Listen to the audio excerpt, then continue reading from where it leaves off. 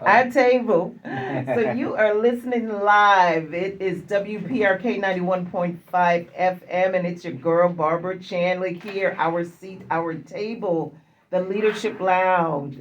Good morning. Happy Friday. I hope everyone is doing well and preparing for a long week. Thanksgiving is approaching us. As we think about Thanksgiving, we think about our families, we think about those who may not have.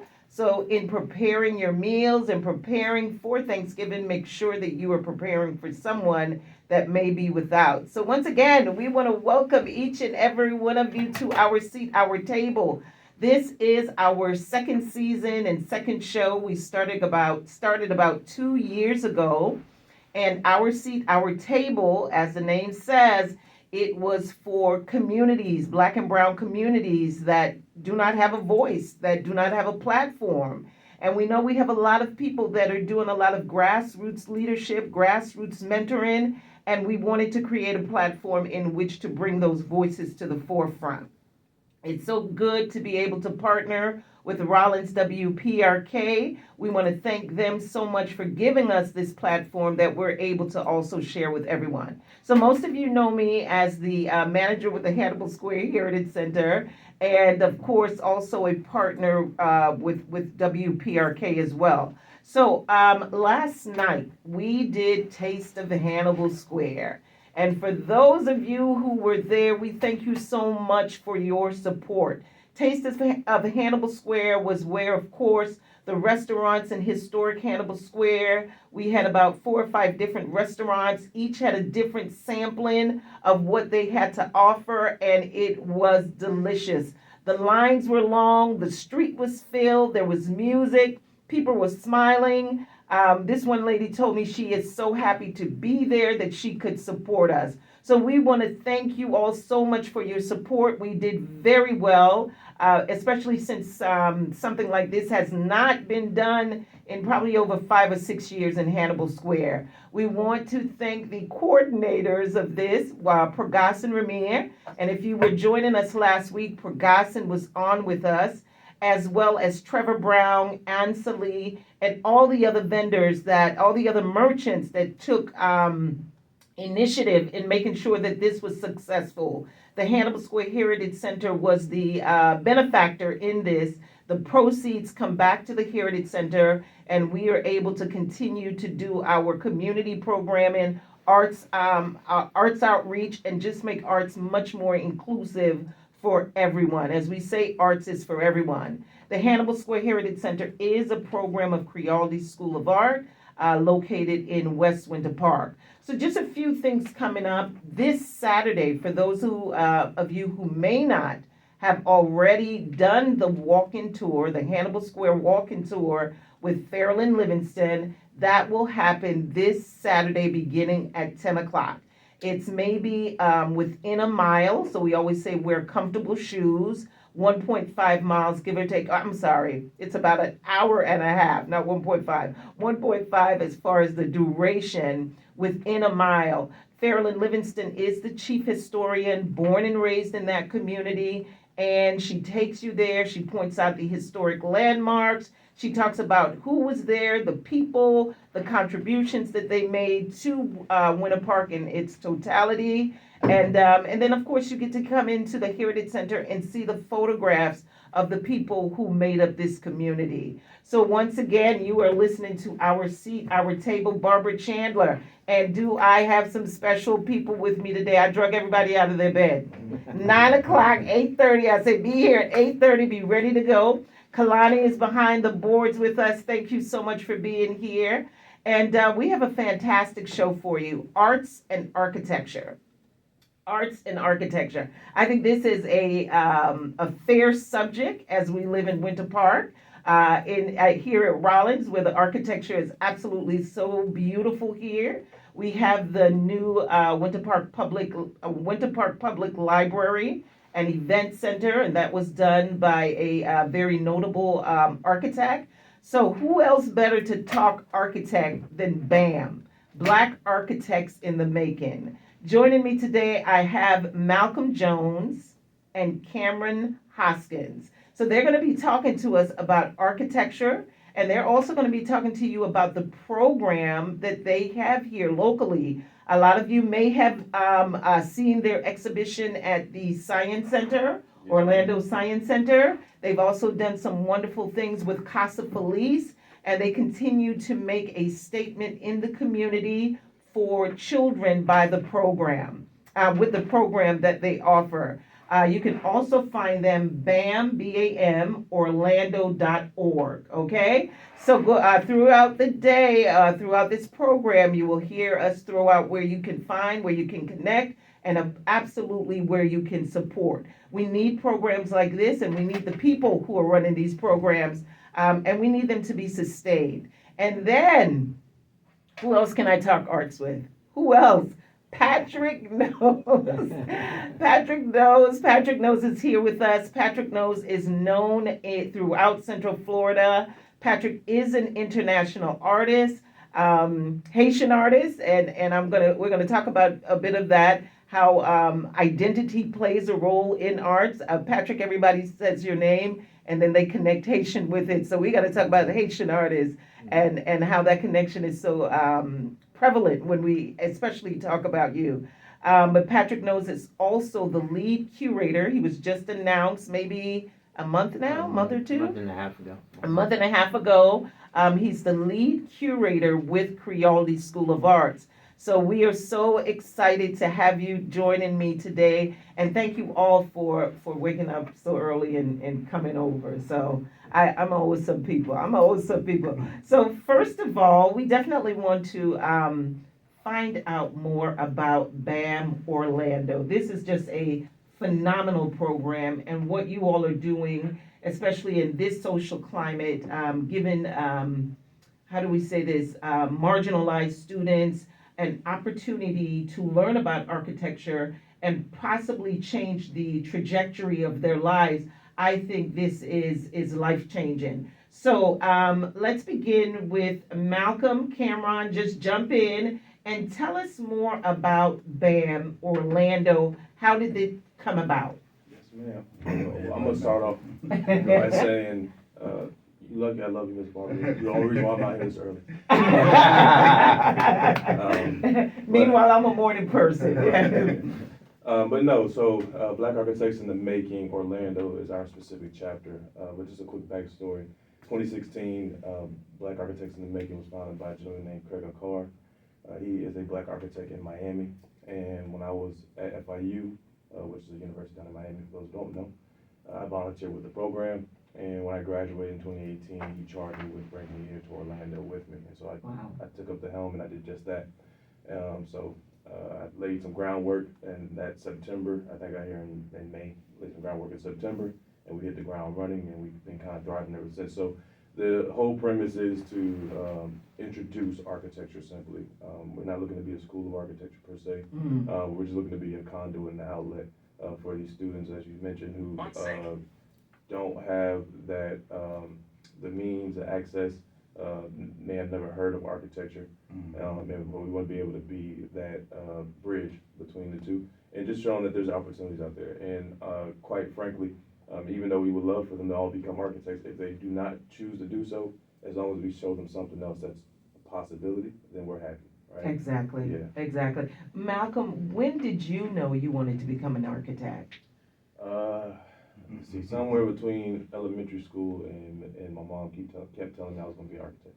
I give my mom the credit every time on this, because so I would be just on the ground finding random things to pick up and putting stuff together, or I'll play with canal. I like to build things, and architects don't necessarily build per se, right? That's the construction side. However, in her mind, that equates to architecture. So every chance she got, she literally kept telling me, "You're going to be an architect."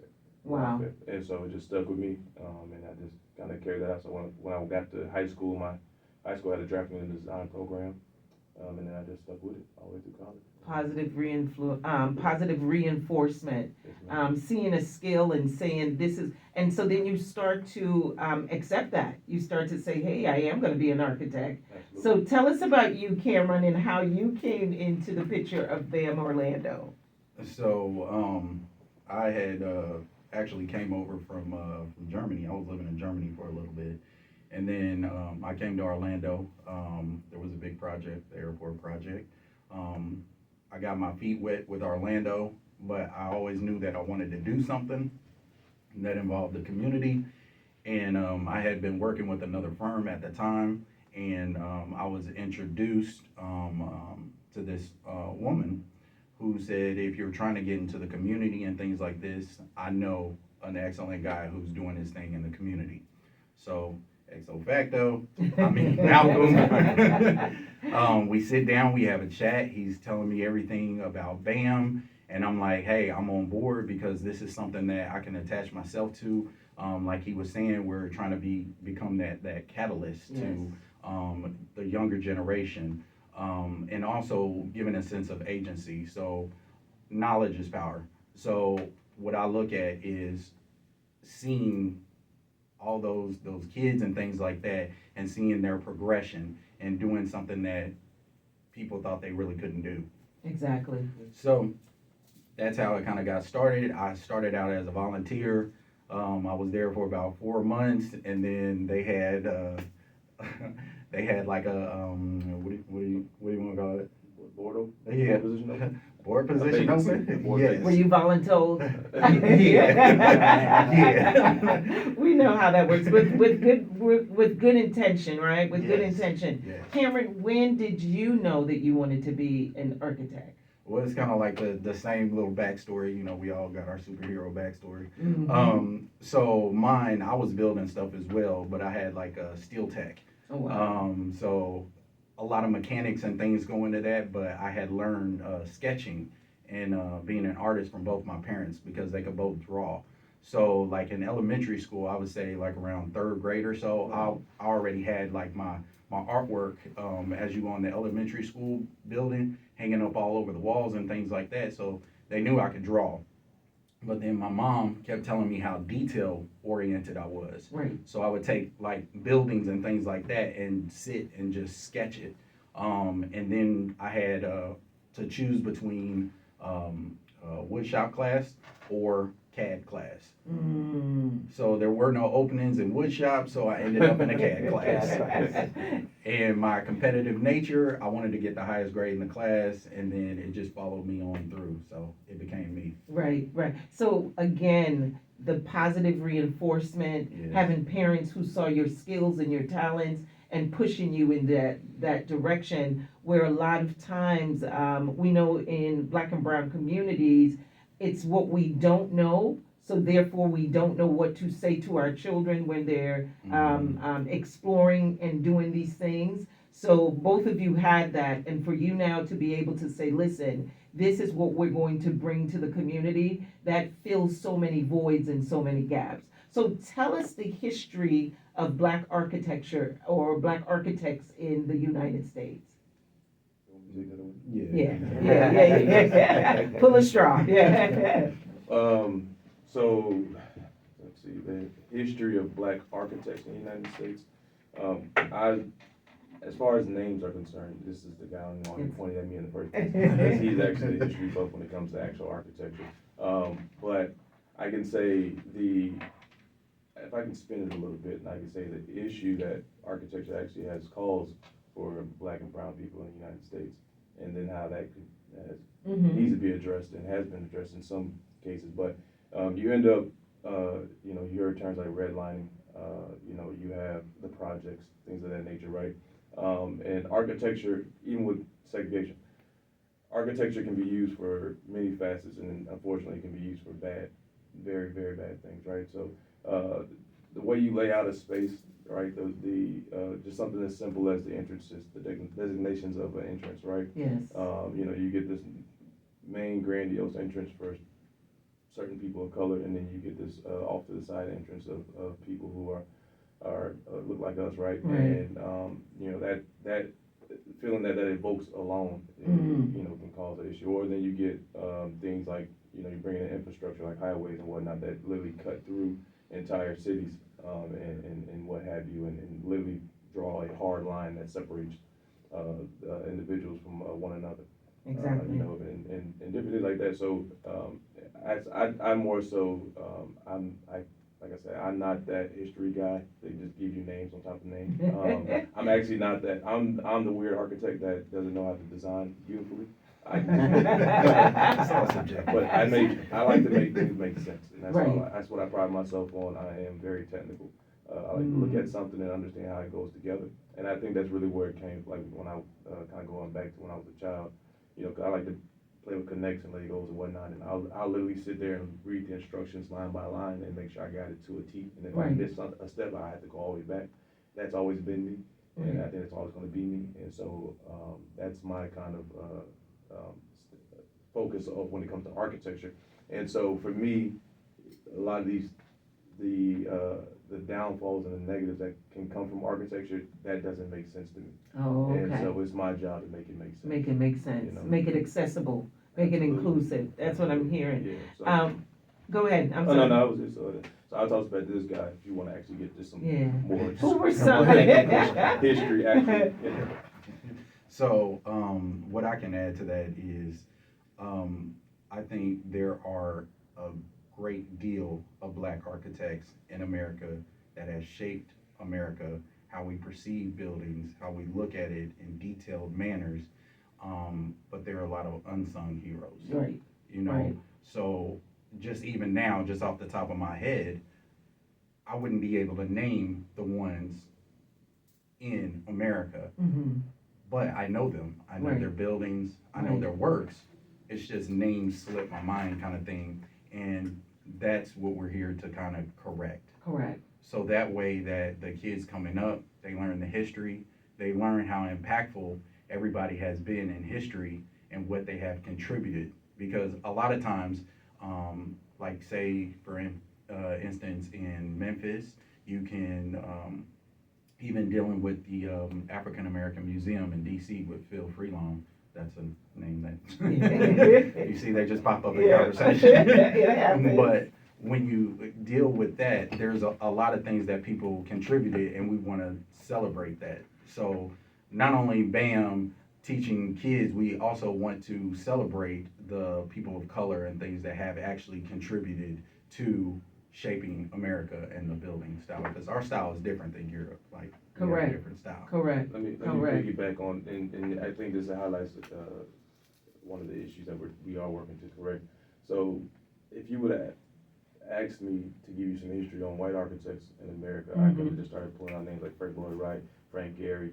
But these are the things that we're taught in school. Right. Like literally, I can give you a much longer list than that, and none of them are Black architects. That's And right. as unfortunate as it is, as Cameron said, I mean, we had our exhibit as you mentioned. Yes. And I would need to go back and read that exhibit to refresh my memory, because at my age, Yeah. I'm Yeah, still it young, starts to but at this say. age, I don't remember things more Right. than 5 minutes, quite frankly. Right. But I can give you more recent Black architects because I work with them and I interact with them on a regular basis, like Dan Kirby, Tim Johnson. Yep. And this is Orlando, but Craig Yes. McCarter that I mentioned, but like we have a lot of these, I call them seasoned, I like to call them seasoned, they're very, well into their craft, but they've been doing it for maybe 10, 15 plus years, so it's not necessarily, your 1920s and early Right. late 1800s architects, but they do exist in a certain capacity, and that's our job is to continue to teach ourselves and learn more, and then hopefully impart that information as much as we can.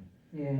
We're lucky to have you all in the community with this program. So when when your exhibition was at the Heritage Center, and as you stated, we understand we can't remember the names, but we do remember the places. For me, Rosemont Elementary. The other day I was speaking with my son who'd come by and he'd seen the exhibition, and we were speaking about something, and he says, my kids don't even, as a teacher, my kids don't even know who have built the school that they're in. Depew Nursing Home, which Yeah. is in Winter Park. West Winter Park is also by, I can't remember the name, I see his face per the billboard, but we don't even know who, and remember, one of the things about living in community, that's how we identify places. You know the building with the da-da-da-da-da, and that kind of shapes how we talk and feel like we belong to that community. Absolutely. Right, so let's move over to Patrick really quick. Patrick is an artist. Patrick has probably he comes from a legacy of artists, and he's going to tell us a bit about that because we want to see where the arts and the architecture intersect. So Patrick knows. Again, whenever someone mentions your name, they identify you as a Haitian artist. They always make that linkage to make it clear that he's not just a American artist. This is a Haitian artist. So, Patrick, tell us about a bit of yourself and where the linkage. Why is that so important, or is it that important? Hello, everybody. It's an honor to be here today, and it's interesting as I listen to the conversation with the architects and not knowing the architects who've made an achievement that are of color. It falls in the same category with arts, with artists. Because architects, in a sense, in a way, are artists, except our canvases are different. Mm. But when you go back into history and ask yourself, whom can I relate to as as an artist of color, you find yourself relating to Leonardo da Vinci, Michelangelo, anyone you feel you maybe your style is close to. So I always say, we now, and as you are doing, have the ability to change that. Because until today, I've met you, and from what you speak of, I can tell you're a person who's going to be part of history. Because now a child can use you as a mentor to say, Malcolm, I learned this from something I've seen. As an artist, I am first an artist. I'm first man and then artist, as Sidney Poitier said. For so long, our abilities as artists have been kept almost hidden, right? But as one of the advantages I have is that my grandfather, he revolutionized the sculpture, the method of wood carving in Haiti. He was very popular, very famous, if you will, in his own right in that country. Right. Transferred that to my father, who kept the legacy going. But my father thought I needed to carry that legacy. I had no idea I wanted to be an artist. And I still oftentimes I say, oh, man, I can't draw that good. I'm not that great of a painter. But because my mother's side wanted me to be a lawyer, so I could take over the school that we started in my country where I was born, not necessarily Haiti, but Jérémie, which is where I was born. But when I came to America, now, mind you, in my country, I don't have a problem. I didn't even know what color I am because we never had that issue, you know. Mm-hmm. But I know I was a black person, but I didn't think it made a difference into what I do. So when I went to Pratt Institute, where I studied art, all the artists were Europeans and funny, even white American artists are rarely made a big deal out of, except for a few. If I say Norman Rockwell, you're gonna know that. Yeah. But even in our history, the Caucasian artists, because of the European influence and the majority of the immigrants here, and mind you, I said immigrant, because the majority of the white folks here are immigrants. So by saying Europe is the great capital of art, you've included them automatically. Mm-hmm. So how does a black artist find themselves some relevance, right? Mm-hmm. So remember, we live in a country, America, I've been here since 1976, and Jim Crow, even when I studied art, I was the only black person in that art class. Although the school was Pratt Institute School of Engineering and Science, we had black students in engineering, but not painting. Not because it was like you're gonna starve. If a white person is starving, you're gonna just die or something. Right. You know, but we had no one to say I want to be like. You know, right. We didn't have an example. We didn't have a mentor. No representation. No representation in the arts. Throughout history, art is the universal language of the world. An architect, uh, when you think of the great architectural structures, Constantine the Great, for example, started including art with architect to create churches because he thought the two together romanticize the religion of which he was following. But never even, there was a film, a Brazilian film made about the Bible, right? The entire history of the Bible in the entire film, which to me was weird because Brazil is where the most black people were taken as a whole, in slavery time.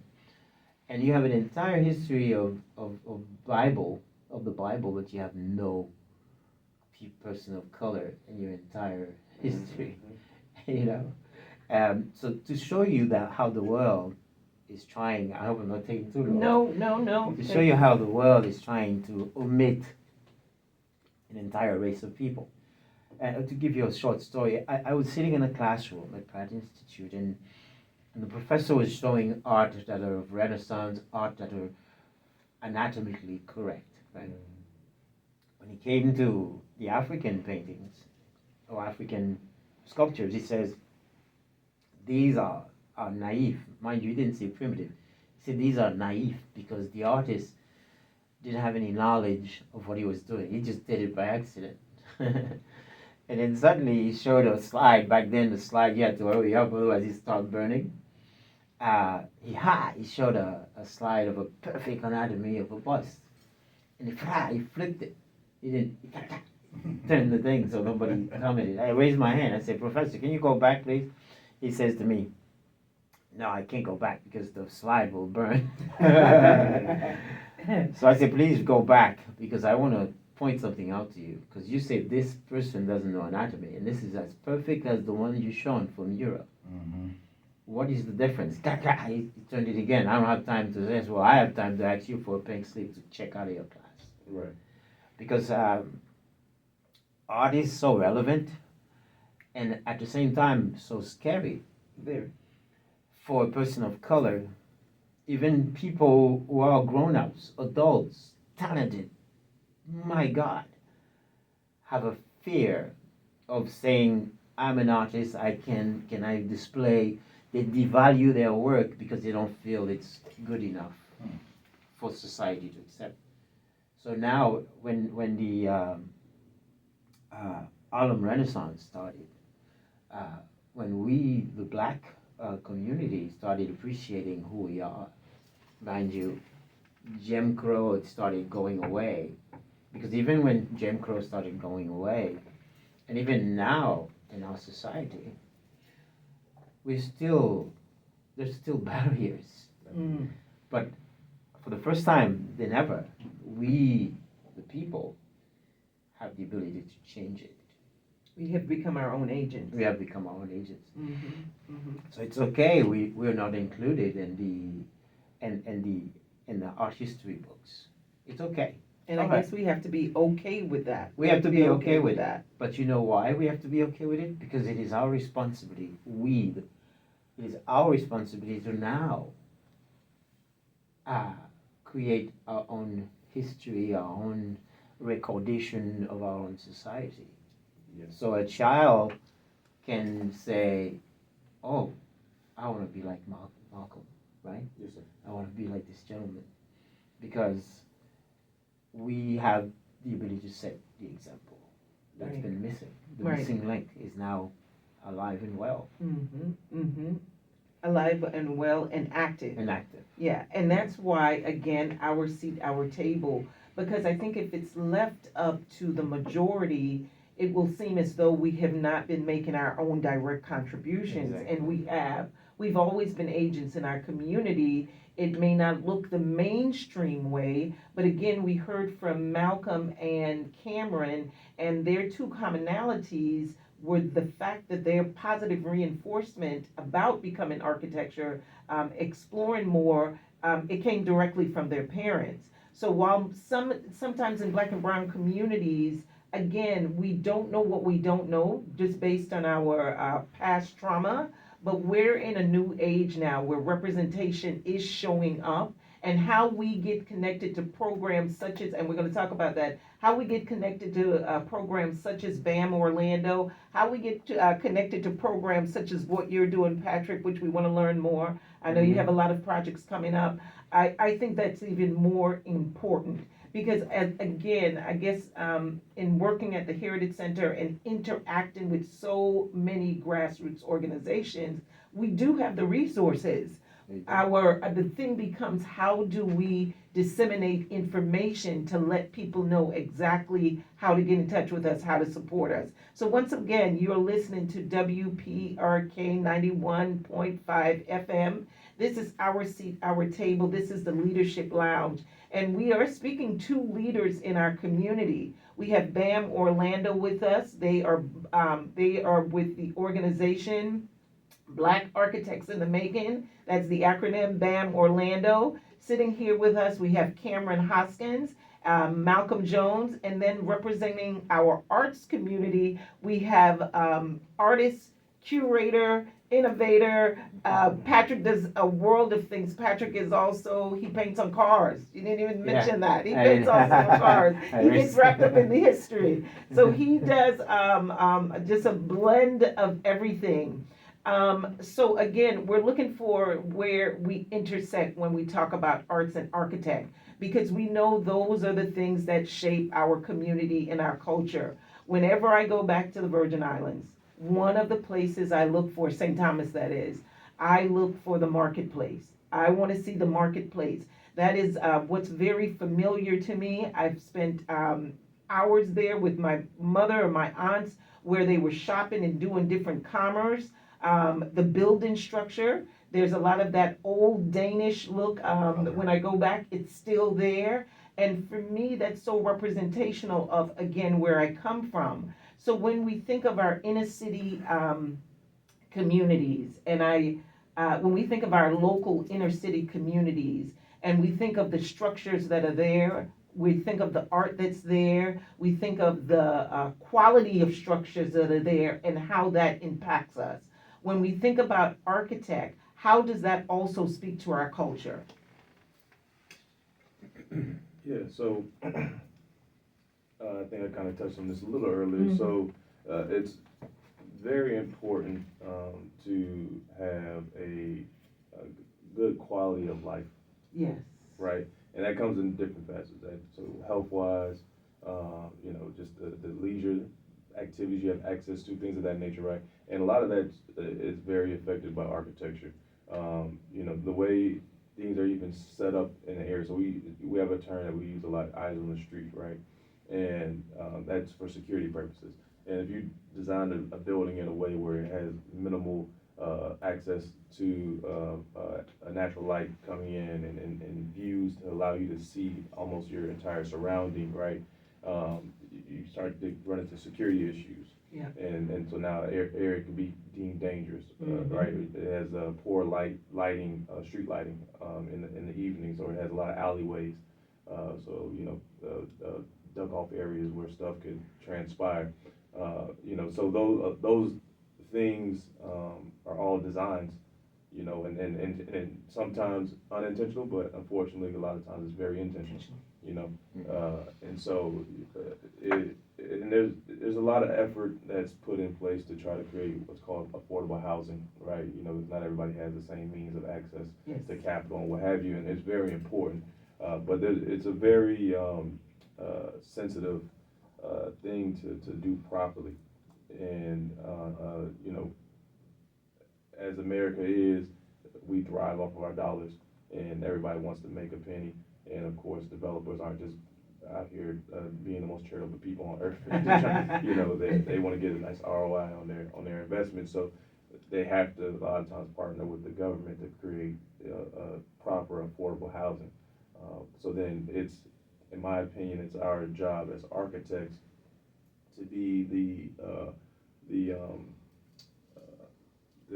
creators of a viable product that's it's enjoyable, that is still affordable, right? Like we'll work with the developer and whomever else to come up with a product that they won't be breaking the bank on, but the people that will be inhabiting it will have something that they can call home. And they will be proud of and Exactly. proud to and to really reiterate on that story. And I think I may have shared this with you when the Winter Park Library was built. I was a hater. I'm gonna put it out there. I was a hater. I was like, why is this building so big and and I did not understand what I was looking at. I honestly did not, and I like to think I'm astute, but I was like, what is this? And I remember one day I was in the park, the MLK Park, and there was an event or movie of some sort that was going to be shown at the library. And I said, well, you know what? I will just walk over because I'm in walking distance. And in walking over to it and looking at the building, something started to happen. I started to like the way I was feeling walking up to the building. So when you speak about that quality of life, I totally had that experience. And it's easy, of course, to have that experience in Winter Park, but I totally made the connection of what I felt proud. I felt I had a great view of it, so I could see the details. Prior to that, I wasn't seeing the details. It just looked like a big, awkward shaped building. So tell me what was happening to me. What was intrinsically happening to me? So that's called invoking emotion. There we so go. the thing is, when you talk about, because I know we touched on this prior to about how that art and architecture collide. Mm-hmm. When you deal with an architect that we all go through architecture school, design one, design two, things like that, those are the same things that, say, an artist would go through. You learn the fundamentals, Okay. right? So while you're doing that, like he said before, we're the same. We're all artists, just painting with a different canvas. Correct. So when you look at art, it's telling a story. You have something that everybody looks at. You invoke a certain emotion with the painting, whether it be a mural on a wall within a community, whether it be on a car, Yes. as you said. Everything invokes a certain type of emotion and tells some type of story. Yeah. A mural can be a catalyst to an entire community. That's right. That can spark everything. You've got farmers markets, you've got That's right. a gathering space, everything like that. You can invoke that same kind of emotion in architecture. So, like when I was in Berlin, I was looking at Daniel Liebeskin's building, Mm-hmm. the Jewish Museum. Okay. So I'm trying to figure out why he did what he did. So the thing, and I critique his buildings. I critique a lot, even though he's like one of my favorites. But he invoked an emotion. Right. Though he took a piece of music, the Ohnbachstrasse, the one-way street, right? He took that and he elongated that and came up with the next stand because there was no music for the last stanza of that, the third act. So what ends up happening is that's his representation of that piece of music. So he's invoking that same kind of emotion. So when you go inside the building, you're looking at a two-way street. Which way can I go? And then, as you said, playing with shadows and things like that and light, there's a light that comes in that you're trying to focus on, but you can't get to it. There's no way out. Wow. So now you're invoking emotions of being scared, trying to figure out which way to go. You don't know where to go, things like that. So when you look at art and architecture, that's how they merge. Right. Now, it can be something as simple as like a multifamily project or something like that. It can be a data center, but the whole thing is, what emotions are you evoking? You could be a data center type person, you know, engineer and stuff like that, but you'll still find the beauty That's right. in the mechanics. That's right. So that's a form of art as well. So It's a form of art. that's how they all Yeah. mix together. Yeah, Some and good so, stuff. yes, and that's how it mixed together. And so, one of my walks Mm-hmm. in the morning or afternoons, whenever I just need to get out and walk, will be to the library so I can have more of that feeling. Moments. those Moments. Yes. Yes, and it just helps to put me in a different frame of mind. So then again, in Malcolm stating about these communities and the way that they are built and what we have in them, and Bridget Monroe, she always corrects me in saying it's not affordable housing, but it's housing which is affordable, Right. and it's to give us that efficacy for those who are in housing which is affordable. We just want people to feel valued at any level when we start to think about that quality of life. So then we come over to Patrick, who's a muralist, paints on cars, paints on canvas, paints on boats, paints on his hat that he's wearing. Exactly. Yeah, I Yeah. put that when we arrived. No, that's okay. Exactly. And then all of you, you're now passing this on. You're teaching what you have learned and what you have gained, and you are passing this on. To me, mentorship is just one of the most ultimate factors of when we're speaking about leadership. And art, seeing art in the community and what that does, how it evokes, how it transforms, and how important that is. Touch on that a little bit more, Patrick, please. The importance of art is like breathing air, because but one of the things that I feel it's important to address, especially for the art community that decides upon who gets to create a monument, who gets to create a mural. I'll give you a perfect example. There is a monument of Martin Luther King. It's a giant white monument. This monument, something of this magnitude, should have been chosen by an artist of color, an artist who can relate to who Martin Luther King was, what he fought for. But that sculpture was done by a Chinese sculptor. There's nothing wrong with a Chinese sculptor, except though the credibility of a black artist being able to do or create a statue of this magnitude, that confidence is not there for us. They believe if we were the ones who build it, it would fall apart. So that sort of mind frame, we as artists, we as the architects, we have to begin to change that. How do we do that? We do that by starting to utilize our knowledge. I went to one of the best art schools in the world, and I'm certain you went to schools that are relevant. And we have the same ability as that person who created a statue of such magnitude. One of the things that's going to take place in Orlando, may I, if I may? I think you should. January 7th is going to be a gala announcing the opening of a museum entitled Novus Museum of Arts. Reason for the S's, plurals, is because we're going to cover all aspects of arts. The founder, Fallon Millington, and I'm the co-founder. The reason for this museum and the first gala is going to be featuring master artists as well as novice artists. Why? When you have a master artist's work in the same room as a novice artist, you're telling this novice artist, you too can. Yes. And this novice artist has this in his resume, saying, I have exhibited with an artist Right. of magnitude.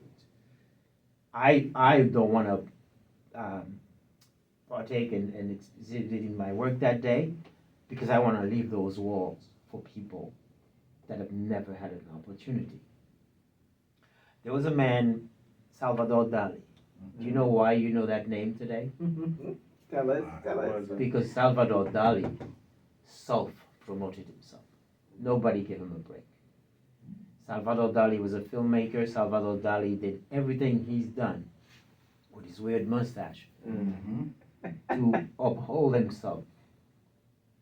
So we can use that as an example and begin to give opportunities where we can. Because if we are a voice, if I'm here at this radio station, Miss Barbara invited us to speak, is because we are an authority. So Novus Museum of Arts is going to be a place where, and I'm thinking we may not even need a building. We take it around the world. Because around the world there are people of color and artists who's never had an opportunity to be presented the right way. Funny thing, one of the artists asked me, "Oh, Mr. Nose, how much do we have to pay to put some painting in your show?" No, yes, sir, you don't have to pay.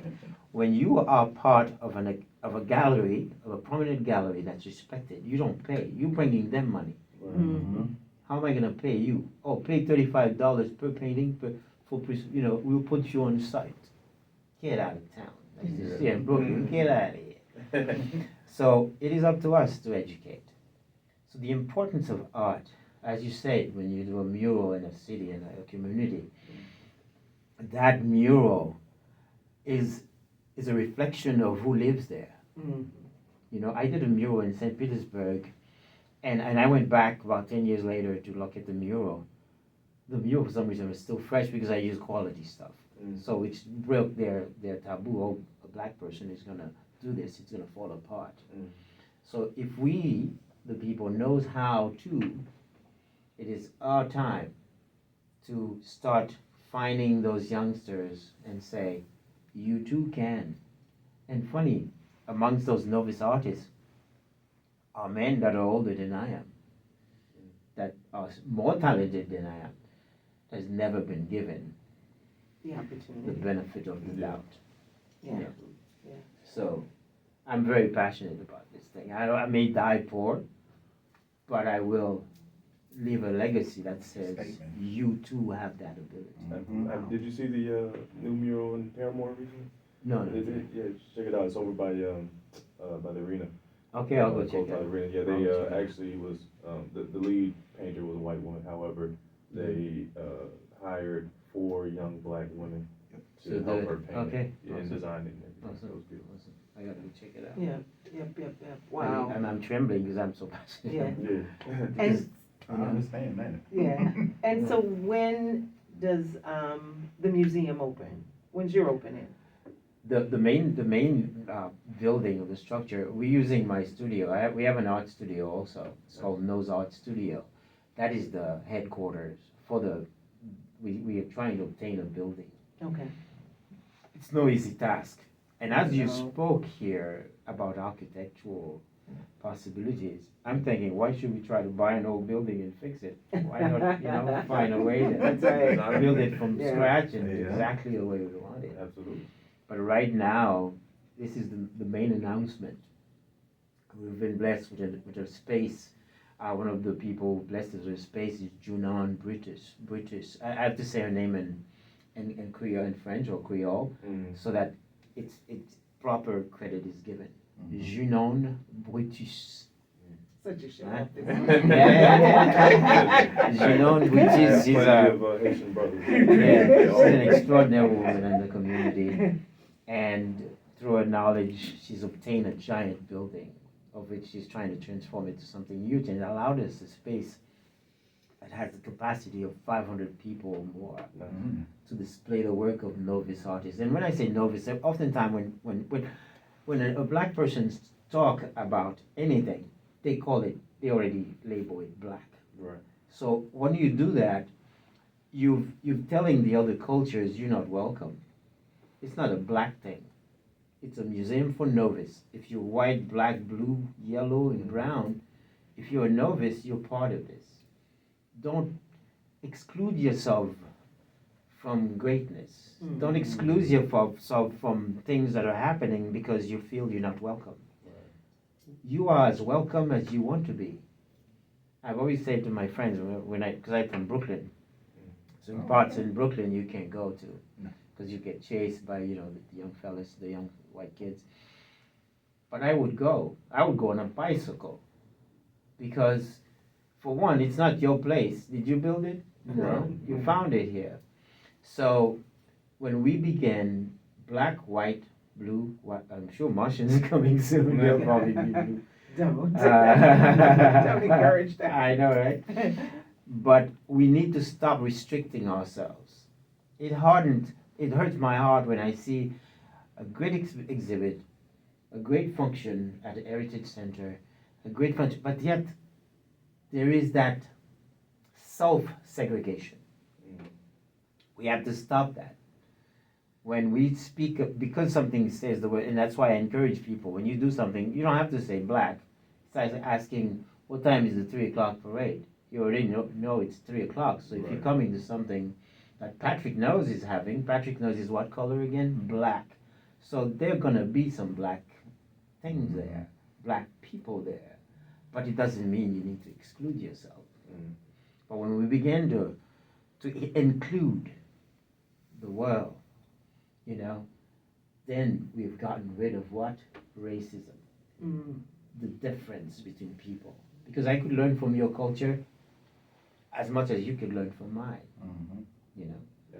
So, Excellent. So you're listening to Our Seat, Our Table. We're about to wrap this thing up. So Bam, Orlando, Cameron, Malcolm, how can the community support you? How do they get in touch with you? How do they connect to you? Absolutely.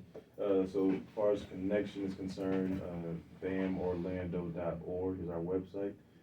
That has all of our social media links on there as well.